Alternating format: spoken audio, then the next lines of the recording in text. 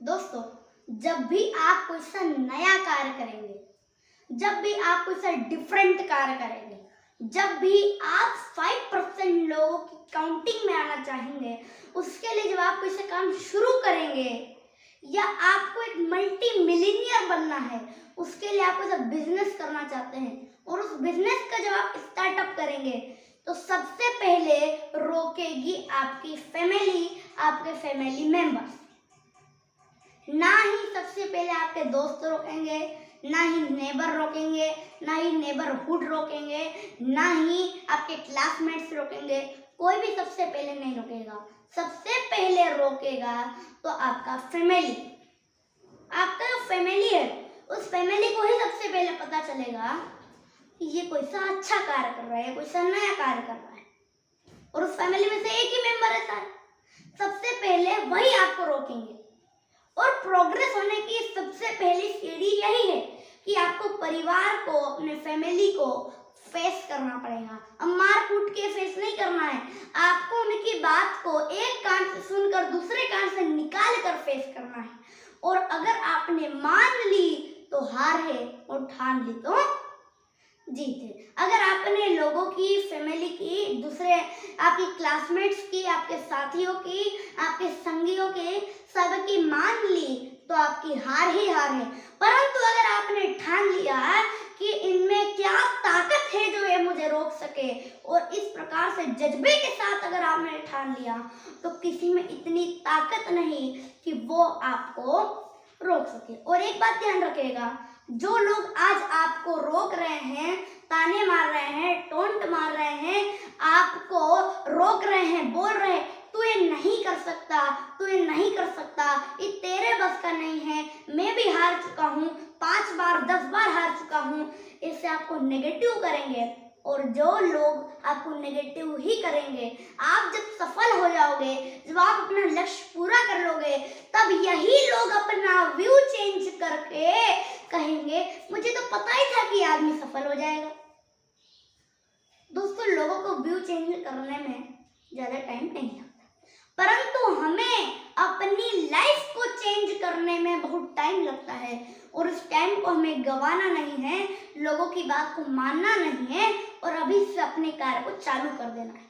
दोस्तों, चलिए आज मैं इस टॉपिक को, जो कि है परिवार की बात ना मानना, इसके ऊपर आज मैं आपके लिए एक स्टोरी भी लेकर आया हूँ, जिस स्टोरी से आपको और ये टॉपिक ब्रीफली समझ में आ जाएगा।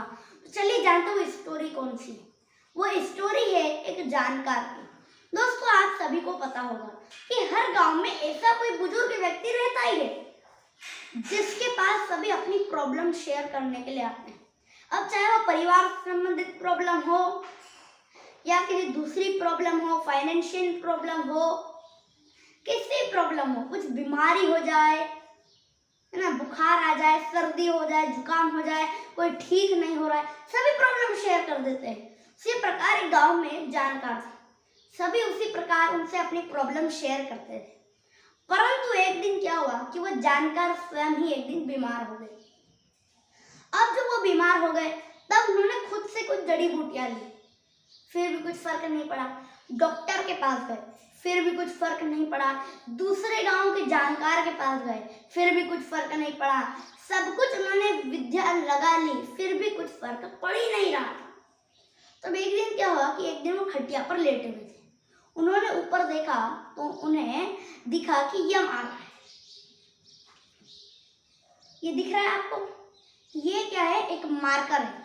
और इस मार्कर का जो कैप है, इस कैप को मान लीजिए उनका सिर, ये जो है ये मार्कर है। इस मार्कर को मान लीजिए जानकार है, ये पंजे को मान लीजिए खटिया है। अब ये जानकार खटिया पर लेटे हुए हैं। अब ये उनका सर है, उनकी कैप की साइड उनका सर है, और ये छोटा ब्लैक जो दिख रहा है यह है उनके पैर की साइड। अब वो ऐसे लेटे हुए थे, ये रहा उनका चेहरा। अब उन्होंने ऊपर देखा तो उन्हें दिखा कि एक यम उन्हें लेने के लिए आ रहा है, उनके प्राण निकालने के लिए आ रहा है। अब वो तो जानकार थे, उन्हें पता था कि जो यम आता है, उन यम को प्राण निकालने का सिर्फ एकमात्र तरीका होता है, और वो सिर्फ यही है कि यम आएंगे तो प्राण निकालेंगे सिर्फ सर की तरफ से।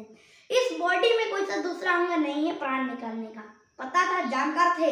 तो अब क्या हुआ कि वह जब यम उनके सर की तरफ आया तब उन्होंने क्या करा पता है, उन्होंने वो तो ऐसे हो गए, जब यम इधर आया वो फिर ऐसे हो गए, फिर जब यम इधर आया फिर वापस ऐसे हो गए।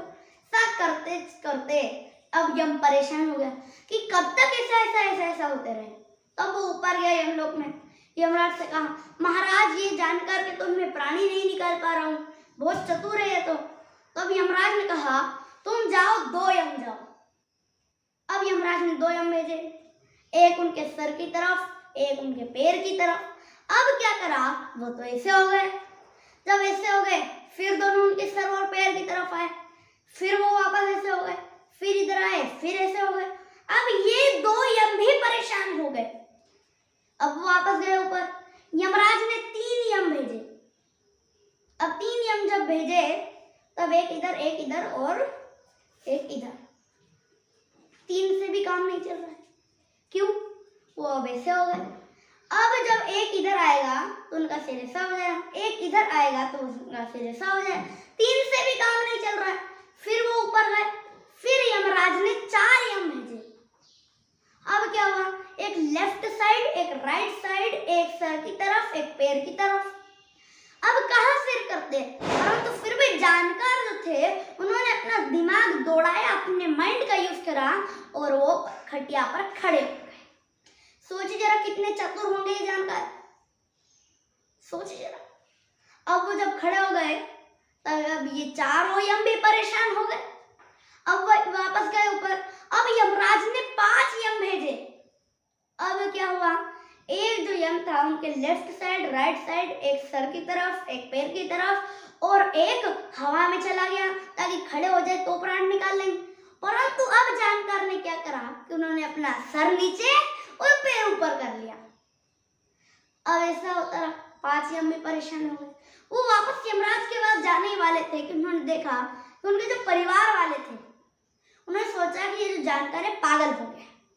अब हो सकता है कि कोई सी चीज बड़ी भारी हो और हमारे ऊपर फेंक दे, हमको भी नुकसान हो जाएगा, ये तो पागल है ही सही, हमको लाठी से मारने नहीं लग जाए। तब इन्होंने क्या करा, परिवार वालों ने मिलकर एक रस्सी ली और रस्सी से खटिया से उनको बांध दिया।